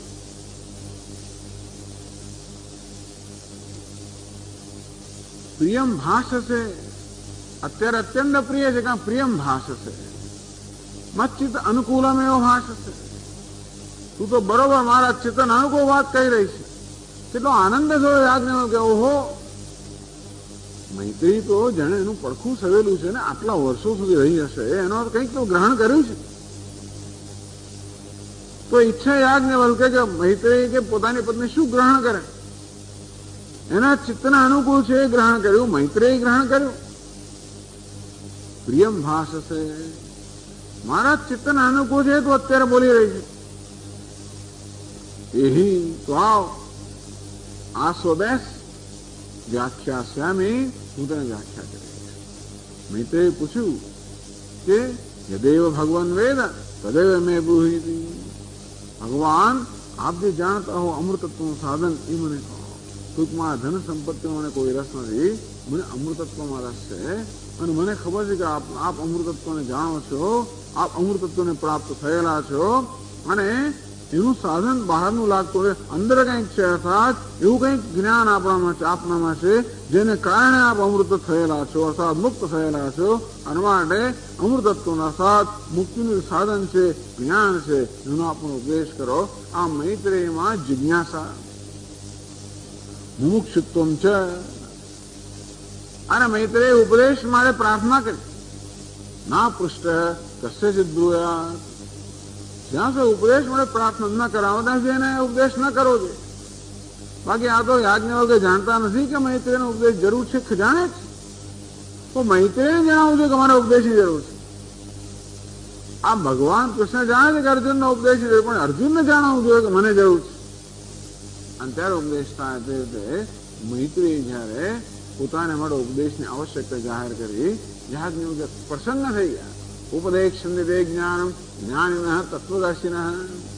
ભગવાન ખાતરી આપે છે કે આ પ્રકારે જયારે તું તારી જિજ્ઞાસા વડે, તારી પ્રામાણિકતા વડે, તારી નિષ્ઠા વડે, શ્રદ્ધા વડે જયારે તું આ મહાપુરુષોને આચાર્યોને પ્રસન્ન કરી ત્યારે જરૂર તને જ્ઞાનનો ઉપદેશ કરે. આ રીતે યાજ્ઞવલ્ક્ય ઋષિએ મૈત્રીનો સ્વીકાર કર્યો શિષ્યના રૂપમાં. આપણે તો કેવી સરસ પરંપરા છે ને, ક્યારેક પિતા પુત્ર વચ્ચે ગુરુ શિષ્યનો સંબંધ હોય, નહીં તો પતિ પત્ની વચ્ચે ગુરુ શિષ્યનો સંબંધ. આમ યાજ્ઞવલ્ક્ય મૈત્રેયને શિષ્ય કે શિષ્યા તરીકે સ્વીકારી. કે છે આહ એહી આવ આસ્વ બેસ વ્યાખ્યા શ્યામી તે હું તને વ્યાખ્યા કરીશ. શું તારી ઈચ્છા છે અમૃતત્વનું સાધન જાણવાની, એ અમૃતત્વના સાધનની અર્થાત આત્મજ્ઞાનની બ્રહ્મજ્ઞાનની વ્યાખ્યા કરી. એટલે જ્ઞાનને અમૃતત્વનું સાધન કયું, જ્ઞાનને મોક્ષનું સાધન કયું. તો એ જ્ઞાનથી મોક્ષ કેમ મળે? જ્ઞાનથી કશું મળે નહીં અને કશું જાય પણ નહીં. જ્ઞાનથી તો માત્ર જે વસ્તુ છે એ ક્ષતિ થાય. જેમ પ્રકાશથી અંધકાર દૂર થાય એને કારણે જે કઈ વસ્તુ હોય માત્ર પ્રકાશિત થાય, ક્ષતિ થાય, આપણા જ્ઞાનનો વિષય બને, આપણે પ્રત્યક્ષ થાય. તે રીતે જ્ઞાનથી માત્ર અજ્ઞાન દૂર થાય અને વસ્તુ જેવી છે તેવી ક્ષતિ થાય. આત્માના જ્ઞાનથી આગળ વાત કરું ઉપનિષદ આત્મજ્ઞાન. ઉપનિષદ ઉપાસાજ સમીવર્તી વસ્તુ છે એનું જ્ઞાન આત્માનું જ્ઞાન. તો આત્માના જ્ઞાનને મોક્ષ ક્યારે પ્રાપ્ત થવાનો અર્થ એ જ થયો કે આત્માના અજ્ઞાનને કારણે જ બંધન છે. જો જ્ઞાનથી મોક્ષ પ્રાપ્ત થતો હોય એનો અર્થ એ થયો કે બંધન અજ્ઞાનને કારણે છે. એટલે એ મૈત્રી એવું નથી કે તો અમૃત નથી, એવું નથી કે તો મુક્ત નથી, એવું નથી કે તું પૂર્ણ નથી. તું માને છે કે તું પૂર્ણ નથી, તું માને છે કે તું અમૃત કે અમર નથી, તું માને છે કે તું મુક્ત નથી. એટલા જ મારે કહેવામાં આવ્યું તદાત્માનમેવાવેત અહમ બ્રહ્માસ્મિ તસ્માત સર્વ અભવત. આ જીવ અજ્ઞાની હતો અને એને પોતાના સ્વરૂપનું જ્ઞાન ન હતું. તદાત્માનમેવાવેત એને જ્ઞાન તો હું બ્રહ્મ છું. તસ્માત સર્વ ભવત એ જ્ઞાનને કારણે સર્વ બની ગયો. હવે કોઈ સર્વ બની તો જતું હશે? નહીં, સર્વ હતો પોતાને અસર્વ માનતો હતો. સર્વ હતો પરંતુ પોતાને આ સર્વ અસર્વ એટલે કે હું સર્વ નથી, હું એકલો અટુલો એવું માનતો હતો. એ ભ્રમ દૂર થઈ ગયો. આ પ્રકારે જ્ઞાનાદેવ તો કૈવલ્ય કૈવલ્ય મોક્ષ તો જ્ઞાનથી જ પ્રાપ્ત થાય. સંપશ્યન બ્રહ્મ પરમં યાત નાન્યન હેતુના તમે વિદિત્વા અતિમૃત્યુમેતિ. શ્વેતાશ્વતર ઉપનિષદમાં કહેવામાં આવ્યું તમે વિદિત્વા અતિમૃત્યુમેતિ તમ આત્મા વિદિત્વા એવ મૃત્યુમત્યેતિ. એ આત્માનું જ્ઞાન પ્રાપ્ત કરીને મૃત્યુનો પાર કરી જાય છે. તર્ક શોકમાં આત્મવિદ જેના આત્માનું જ્ઞાન છે એ શોકને તરી જાય છે. ક્યારેક મૃત્યુને તરી જાય એમ કહેવાય, ક્યારેક શોકને તરી જાય એમ કહેવાય, ક્યારેક દુઃખને તરી જાય એમ કહેવાય વગેરે. પણ ટૂંકમાં અજ્ઞાનથી મુક્ત થાય છે. આવો બેસ અને સાંભળો. વ્યાખ્યાસ્યાંતે અમૃતનું સાધન જે બ્રહ્મ જ્ઞાન છે એની વ્યાખ્યા કરે. આ વ્યાખ્યા શબ્દને સમજાવે. આ વ્યાખ્યા શબ્દ બન્યો ખ્યા ધાતુમાંથી. જરા એક આ એનો ઉપસર્ગ લગાડ્યો, વી ઉપસર્ગ લગાડ્યો. આ વી ને આ મળીને વ્યા બન્યું વ્યાખ્યા. વિશેષતા આ સમંતાત ખ્યાનમ વ્યાખ્યાનમ. ખ્યા એટલે કેવું તો વિશેષતા. આત્માના સામાન્યતા બધા જાણે છે પણ વિશેષ જ્ઞાન તને આપે. બધા આત્માને પોતાને જાણે છે. હું છું બધા જાણે છે. હું છું, હું ભાસું છું, હું પ્રિય છું બધા જાણે છે. પોતાને વિશેષ જ્ઞાન કરાવે છે. તો આત્માને વિશેષ જ્ઞાન આ સંબંધા પૂરેપૂરું એ પ્રકારની વ્યાખ્યા કરીશ. વ્યાચક્ષાણ સ્થિતો મેં નિર્ધ્યાસસ્વ. અને મૈત્રી હું જયારે વ્યાખ્યા કરું ત્યારે તું એ જ ચિત્તે સાંભળે, બરોબર ગ્રહણ કરજે. હું જે કહું એના પર તું મનન કરજે, એના પર તું ધ્યાન કરજે, અને તાદાત્મ્ય કરજે, ઐક્ય પ્રાપ્ત કરજે. આ પ્રકારે જ્ઞાનની નિષ્ઠા પ્રાપ્ત કરજે. આમ કહ્યા પછી યાજ્ઞવલ્ક્ય ઋષિ પોતાના પ્રવચનનો પ્રારંભ કરે છે. તો આપણા પછીના મંત્રમાં કહે છે 17મા પાના પર સહોવાચ નવા અરે પત્યુઃ કામાય પતિઃ પ્રિયો ભવતિ આત્મનસ્તુ કામાય પતિઃ પ્રિયો ભવતિ. નવા અરે જાયાयै કામાય જાયા પ્રિયા ભવતિ આત્મનસ્તુ કામાય જાયા પ્રિયા ભવતિ. આ યાજ્ઞવલ્ક્ય ઋષિ સીધે સીધો બ્રહ્મનો ઉપદેશનો પ્રારંભ નથી કરતા, પરંતુ વૈરાગ્ય ઉત્પન્ન કરવા માટે પહેલા કહે છે. વૈરાગ્ય અર્થાત ચિત્તની એકાગ્રતા ઉત્પન્ન કરવા માટે કહે છે, ચિત્તને અંતર્મુખ કરવા માટે કહે છે. નવારે પત્યુઃ કામાય પતિઃ પ્રિયો ભવતિ આત્મસ્તુ કામાય પતિઃ પ્રિયો ભવતિ. હે મૈત્રેય, પત્યુઃ કામાય, આ પતિ પ્રિય છે એટલા માટે પતિ પ્રિય નથી. આત્મસ્તુ કામાય પતિ પ્રિયો હોતી. ખરેખર તો આત્મા પ્રિય છે માટે પતિ પ્રિય છે. મૈત્રીને પોતાની પત્નીને કહે છે એટલે એને સંબોધને કહે છે. તું એમ માને છે કે હું તને પ્રિય છું, ખરેખર તો તું તારી જાતને પ્રિય છે માટે હું તને પ્રિય છું. મહારાજ કરે હું એની વસ્તુ આપતો એવા નથી તો નહીં. નવારે જાયા એ કામાય જાયા પ્રિય હોતી, આત્મસ્તુ કામાય જાયા પ્રિય હોતી.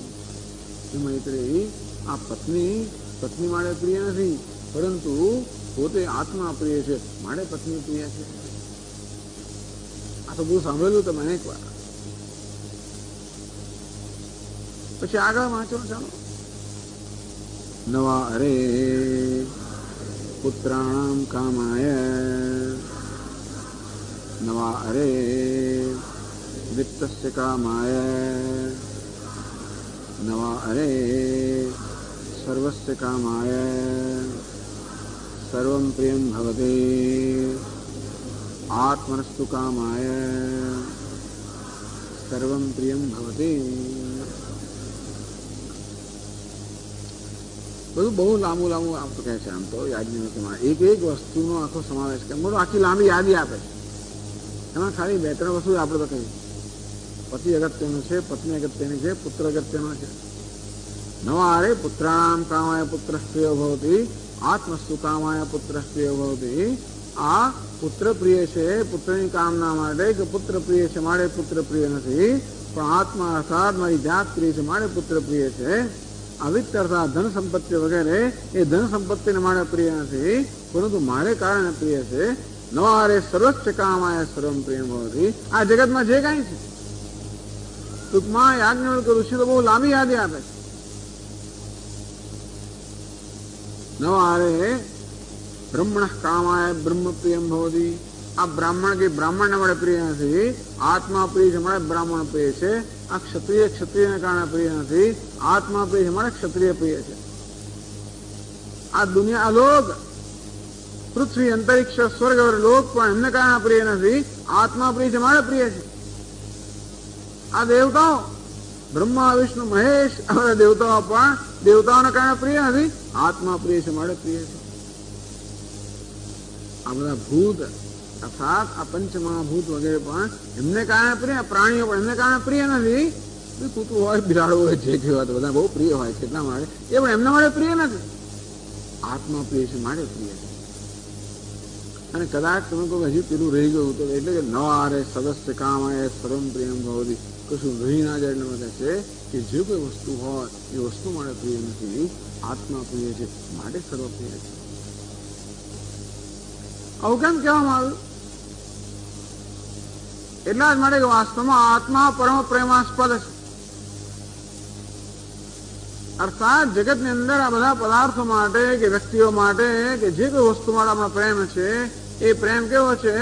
સાપેક્ષ છે, શરતી પ્રેમ છે. અર્થાત આપણે કોઈને કોઈ શરત જયારે પૂરી કરવામાં આવે ત્યારે વસ્તુ પ્રિય હોય છે. જ્યાં સુધી મને અનુકૂળ હોય ત્યાં સુધી પ્રિય હોય, એ અનુકૂળ ન રહે ત્યારે મારી પ્રિય મારો પ્રેમ પણ જતો રહે છે. આમ જગતની કઈ વસ્તુ ભલે ગમે તે પ્રિય વસ્તુ હોય, સ્વામી ના તમારી વાત બરોબર નથી, આ તમારે બહુ પ્રિય છે, મારો પતિને બહુ પ્રિય છે, પત્નીને પ્રિય છે, પુત્ર પ્રિય, એટલે ત્યારે એની વાત કરવામાં આવે. ઘણા લોકો ધન્ય વર્ગીને રહે છે, મારું બહુ પ્રિય છે.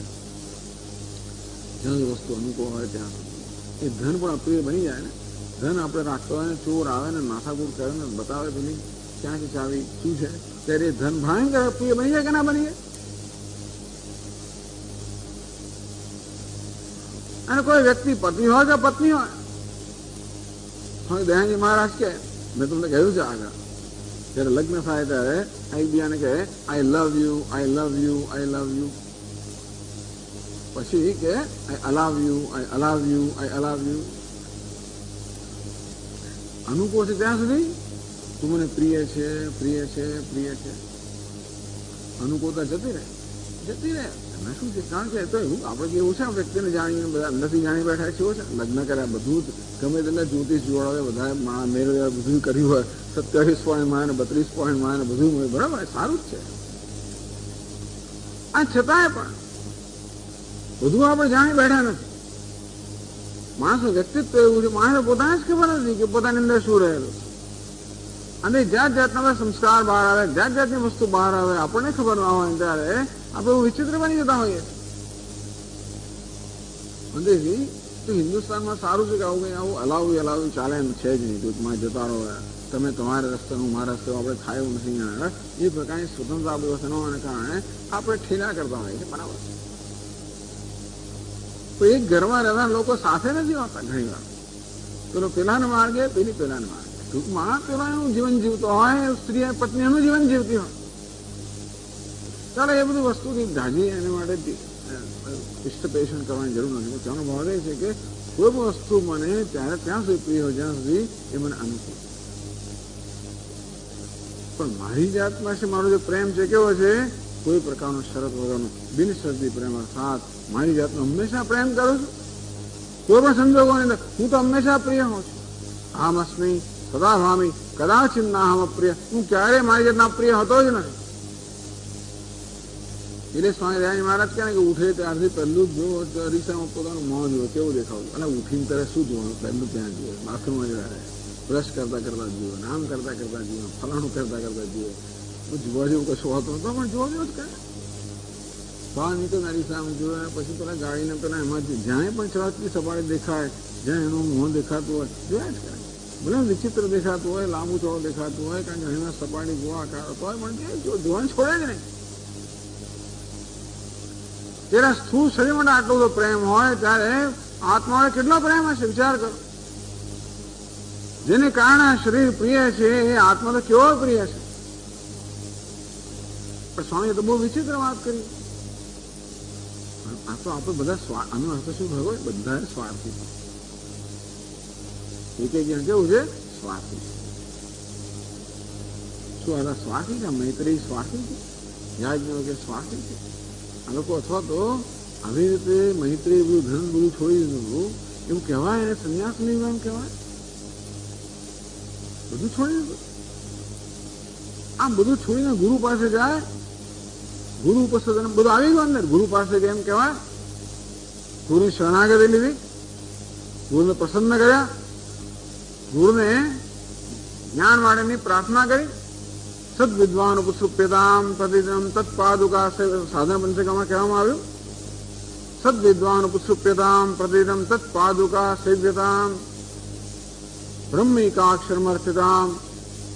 આમ ગુરુની પાદુકાની સેવા કરવી, એમની સેવા કરવી, પ્રસન્ન થાય ત્યારે આ જ્ઞાનની પ્રાર્થના કરવી, એ બધું થયું.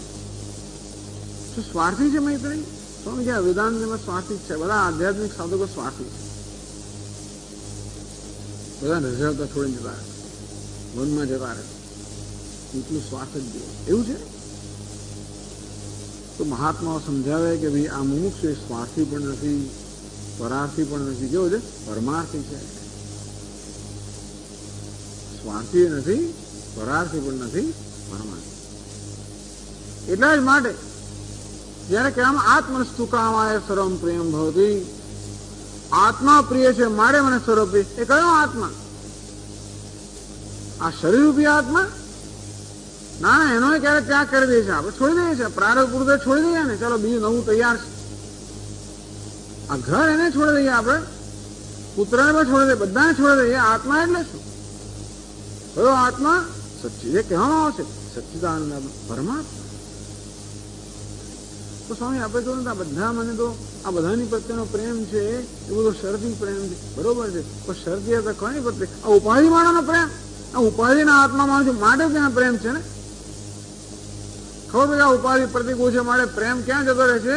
ઉપાધિ માટેનો પ્રેમ જતો રહે છે. ત્યારે આત્મા પ્રત્યેનો પ્રેમ જતો જ નથી રહેતો. અંતેથી બધા આપણે કેવા છે, ભલે સ્વાર્થી કહેવાય પણ ખરેખર આ સ્વાર્થી થવું સારું છે. આપણે સ્વાર્થી કહેવાય પણ સ્વાર્થ જાણતા નથી, એટલે ખોટા સ્વાર્થી બેડવા આપણા. ખરેખર આપણે સાચા સ્વાર્થી હોત ને તો આપણે જુદા જ હોત. જેમ મૈત્રી ખરેખર સ્વાર્થી છે, તો ખરેખર સ્વાર્થી હોય તો પરમાર્થી આપણે બની ગયા હોઈએ, અને તો ભાઈ એમ ના મળ્યું કે અમારા સ્વાર્થી છે. બધું છોડીને જતો રહો, બધા રઝળતા રાખીને જતો રહો, એકલો બસ એની સાધના કર્યા કરે છે, એને જગતની કંઈ પડી જ નથી. બરોબર છે. પછી એની સાધના કરે. કોની સાધના કરે? સર્વમ યદયમાં આત્મા, એ સર્વાત્માની સાધના કરે છે. જેનો આત્મા આપણા આત્મા કરતા કે જગતના આત્મા કરતા જુદો હોય, એવા જુદા આત્માની સાધના કરતો હોય તો એને સ્વાર્થ એવી આપણે સાધના કરી છે. અત્યારે આપણે જેને કહીએ છીએ કે હું સાધના કરું, અત્યારે શેની સાધના કરું છું? પોતાના સ્વાર્થ અહંકારની સાધના કરી છે આપણે. અરે ખરેખર તો હું જગતની સેવા કરતો હોઉં ત્યારે પણ શેને માટે સેવા કરું? જાણે મારા અહંકારને પોષવા માટે. આ તેથી ખરેખર તો આપણે જે કરતા હોઈએ અહંકારની સેવા કરતા હોઈએ છીએ. ભલે આપણે એમ કહીએ કે હું દુનિયાની સેવા કરી રહ્યો છું, મારા કુટુંબની સેવા કરું, એ પણ શેને કારણે કરું છું?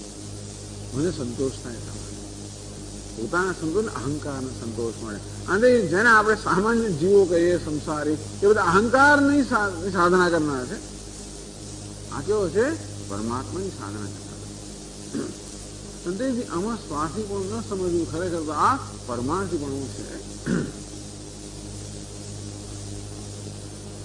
તો આત્મસ્તુ કામાય સર્વમ પ્રેમ ભવ, એવું કે શા માટે કહેવામાં આવ્યું? જેથી હે મૈત્રેય, આ જગતમાં જેને મને સુખનું સાધન માનવામાં આવે છે એ ખરેખર સુખનું સાધન નથી. કોઈ વસ્તુ સુખનું સાધન એટલા માટે બને છે કે આત્મા સુખનું સાધન છે. અર્થાત જે કોઈ મને અનુકૂળ બને એ જાણે પેલા અરીસા જેવું બની જતું હોય. કોઈ પણ અનુકૂળ વ્યક્તિમાં, અનુકૂળ પદાર્થમાં, અનુકૂળ સંજોગોમાં કોના દર્શન થાય છે? આત્માના દર્શન થાય. માટે પ્રિય બને. આપણને અરીસો બહુ પ્રિય છે. શેને માટે પ્રિય છે? સારામાં સારો અરીસો લઈ આવીએ, પણ દયાની મહારાજ કહે કે આમાં અરીસો ખરીદવા ગયો, નવું ઘર આવ્યું એટલે બરોબર દુકાનમાં જા, અરીસો જુએ કેવો છે. એ છેલ્લી વાર અરીસાને જોયો છે.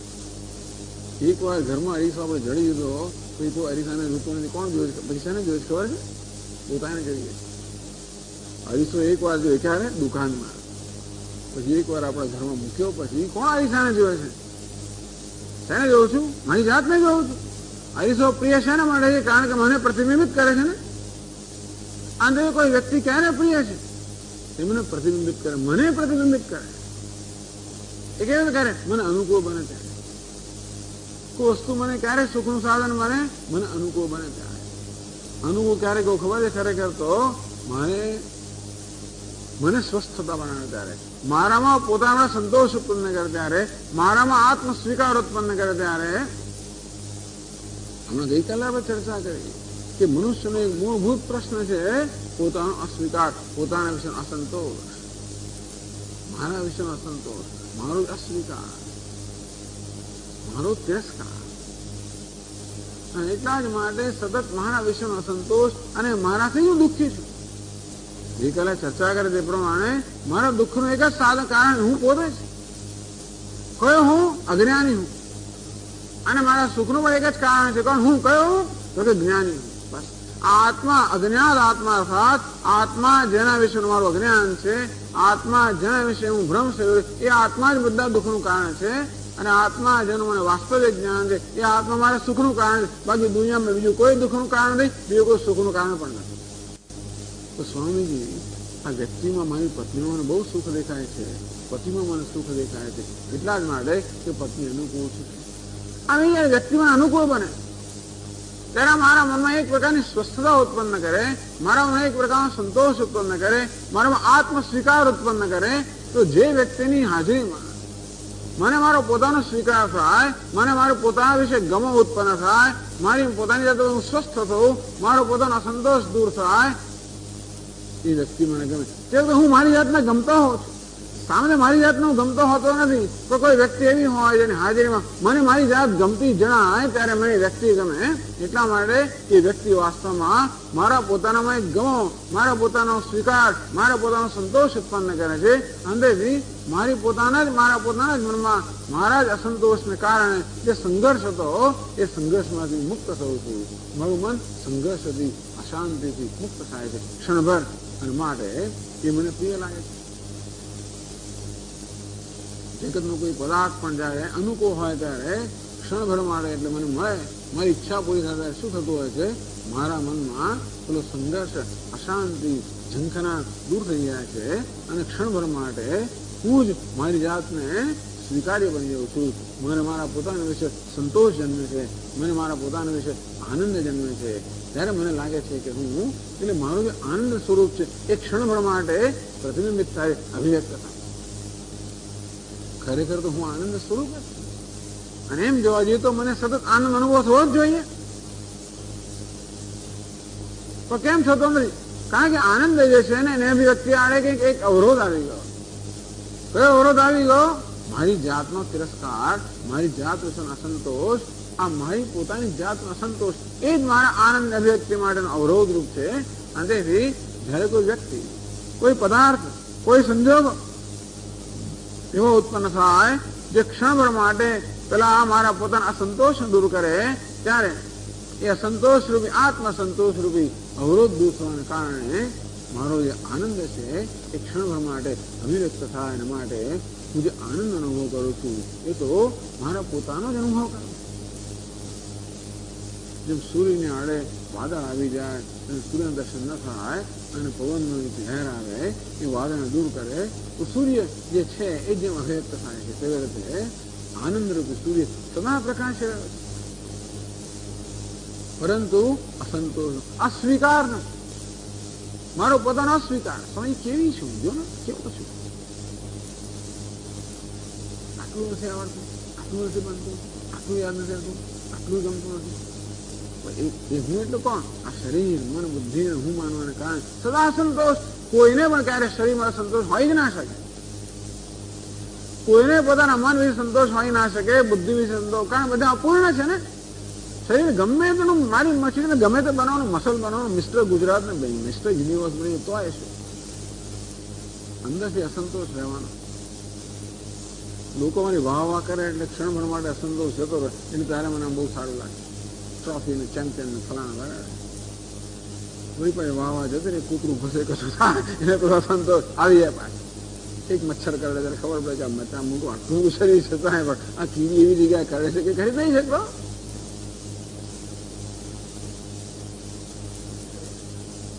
આમ ખરેખર પેલો અસંતોષ રાહ જોઈને જ બેઠેલો છે. કોઈ પણ જરાક સંજોગો બને તરત મારો અસંતોષ બહાર આવી જતો હોય છે અને મારા આનંદને એ અવરુદ્ધ કરી નાખે, અર્થાત એમાં અવરોધ મૂકી દેતો હોય છે.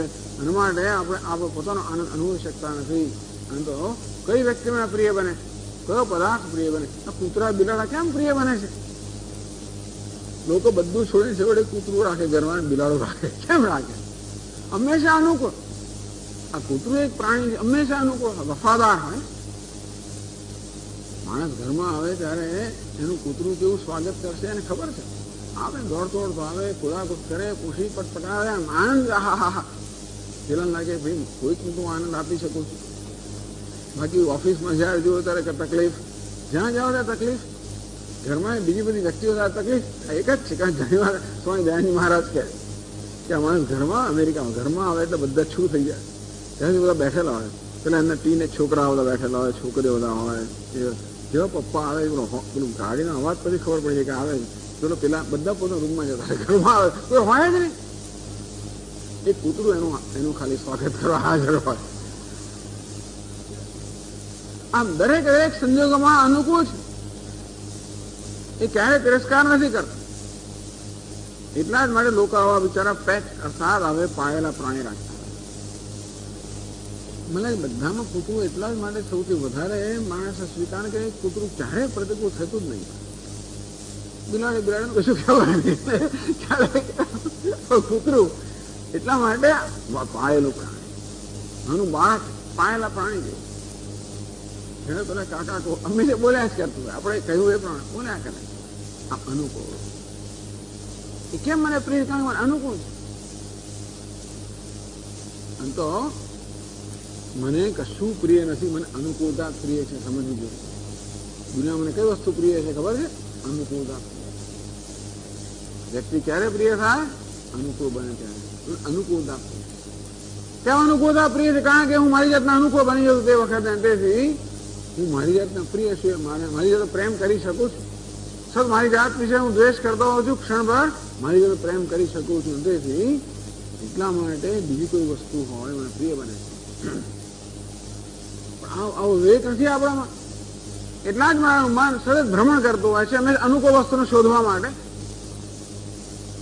જ્યારે તમારું મન બહિર્મુખ હોય, અર્થાત બહારના પદાર્થમાં સુખની શોધ કરતું હોય, કારણ કે મનમાં એ પ્રકારનો એક અવિજાતનો એક નિશ્ચય થઈ ગયો છે કે સુખ તો ત્યાં છે. પરાંચિકાની વ્યત્ર સ્વયંભૂ તસ્માત પરાંગ પશ્યતિ નાંતરાત્માન. ભગવાને મનુષ્ય ઇન્દ્રિયો અને મન એવા ઘડાયા છે કે હંમેશા બહિર્મુખ છે, બહારના પદાર્થમાં જ પ્રેમ કરે છે. એના મનમાં ભ્રમ પરાચસ કામાન અનુયંતી બાળા. કારણ કે અવિવેકી મનુષ્ય હંમેશા આ બહારના પદાર્થોને, બહાર જે સુખ દેખાય છે એને હંમેશા એની પાછળ પડતા હોય છે. તેથી ક્યારે પણ પોતાના પ્રત્યે નજર કરતા નથી. કશ્ચિત ધીર પ્રત્યેગાત્માન આવૃત ચક્ષુ. આ પ્રત્યેગાત્મા દર્શન ક્યારે છે? આવૃત ચક્ષુ, અર્થાત પોતાના ચક્ષુ ઇન્દ્રિયો મન આવૃત બને, અર્થાત અંતર્મુખ બને. જે આનંદ છે ત્યાં આપણે નજર કરીએ તો આનંદના જે અનુભવ થાય, જે નથી ત્યાં નજર કર્યા કરતા આપણે અનુભવ કેમ થાય? આ માણસ મન હંમેશા બહાર ભડક અવિવેકને કારણે અને વિવેક ઉત્પન્ન કરવા કહેવામાં આવે.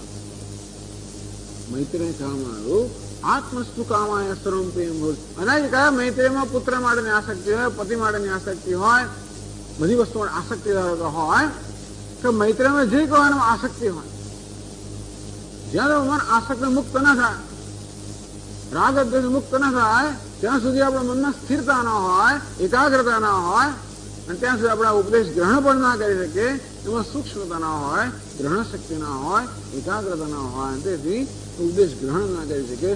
ગ્રહણ કર્યું તો પણ એમાં નિષ્ઠાને પ્રાપ્ત કરી શકીએ. એટલા માટે આપણા મનને કેવી રીતે ઉપદેશ યોગ્ય બનાવવો? આ મૈત્રી વૈરાગ્ય છે, જોડે જોડે ચિત્તની એકાગ્રતા છે. સમાધાનમ સમાધિ ષટક સંપત્તિ શમ દમ ઉપરમ પ્રતીક્ષા શ્રદ્ધા સમાધાનમ. સમાધાન ચિત્ત એકાગ્રમ. આ આવૃત ચક્ષુ ચિત્ત અંતર્મુખ બને, એકાગ્ર બને. પણ બહુ સુંદર સાધન તરા બતાવવામાં આવે. સકલ સુખ સાધન વૈરાગ્ય ઉત્પાદન. સુખના જે કે સાધનો છે, અથવા જે કશાને સુખના સાધન માનવામાં આવે છે, એ બધા વૈરાગ્ય જેનો માટે, અર્થાત બતાવવા માટે કે જેને સુખનું સાધન, એ સુખનું સાધન નથી. વાસ્તવમાં સુખ તો એક આત્મામાં જ છે. માટે હે મૈત્રી, અમૃત તત્વ ત્યાં નથી, અમૃત તત્વ તો આત્મામાં છે. માટે ધ્યાન નજર કરવી જોઈએ. તેથી આ મૈત્રીનું ચક્ષુ, મૈત્રી ઇન્દ્રિયો, મૈત્રીનું મન, મૈત્રીની બુદ્ધિ, મૈત્રીનું વ્યક્તિત્વ અંતર્મુખ બને, તો પછી આપણે આત્મા ઓળખી શકીએ. આ બધી વસ્તુ ઓળખાવી હોય તો ત્યાં જોતા હોય, એ પછી ઓળખાણ થાય ને. મને પેલો બીજનો ચંદ્રમા ઓળખાવવો હોય તો એ ચંદ્રમા તરફ જોઉં ત્યારે જ પછી હું એને ઓળખી શકું ને. તું વર્ણન કરે ત્યારે પણ હા, વાત બરોબર છે. આમ દૂરનો કોઈ પદાર્થો દૂરબીન દ્વારા જોતા હોય ત્યારે ઓળખ આપે કે દેવ સ્વામીજી, બધું દૂરથી રણછોડનું મંદિર દેખાય છે, એનું પેલું શિખર દેખાય છે, એનું ઉપર પેલો કળશ દેખાય છે, એ ધ્વજા દેખાય છે. ત્યારે દેખાય એ તરફ જોતો હતો ત્યારે આમ ફાંફા માર્યા કરતો હતો. પેલો વર્ણન કર્યા કરે ને હું ફાંફા માર્યા કરું. તેમ આપણને ગુરુજી કયા જ કરે સત્યમ જ્ઞાન અનંતમ બ્રહ્મ, અને આપણે ફાંફા માર્યા કરતા હોઈએ. પણ જ્યાં બ્રહ્મ છે ત્યાં જોઈએ ત્યાં વાત બરોબર તો ઓળખાય ને. તેથી આવૃત ચક્ષુ અંતર્મુખ. આમ મને અંતર્મુખ બનાવવા માટે તારા ઉપદેશ કરવામાં આવ્યો. આત્મસ્તુ કામાય સર્વંતિ અંતમ. સમજે આટલું વિસ્તારથી કેમ તો આટલું એટલા જ માટે ઘણા સમાચાર મળ્યા કે આપણને એક દિવસ વધારે હોલ મળવાનો છે.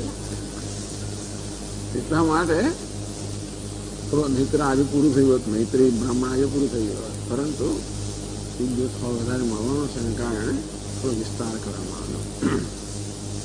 અને એ સાથે આજનું આપણે પ્રવચન પૂરું કરીએ છીએ. ઓમ પૂર્ણમદ પૂર્ણમિદં પૂર્ણાત પૂર્ણમુદચ્યતે પૂર્ણસ્ય પૂર્ણમાદાય પૂર્ણમેવાવશિષ્યતે. ઓમ શાંતિ શાંતિ શાંતિ. શંકરં શંકરાચાર્યં કેશવં બાદરાયણં सूत्रभाष्यकृतौ वन्दे भगवन्तौ पुनः पुनः ईश्वरो गुरुरात्मेति मूर्तिभेदविभागिने व्योमवद्व्याप्तदेहाय दक्षिणामूर्तये नमः। ॐ शान्ति शान्ति शान्तिः। हरिः ॐ श्रीगुरुभ्यो नमः। हरिः ॐ।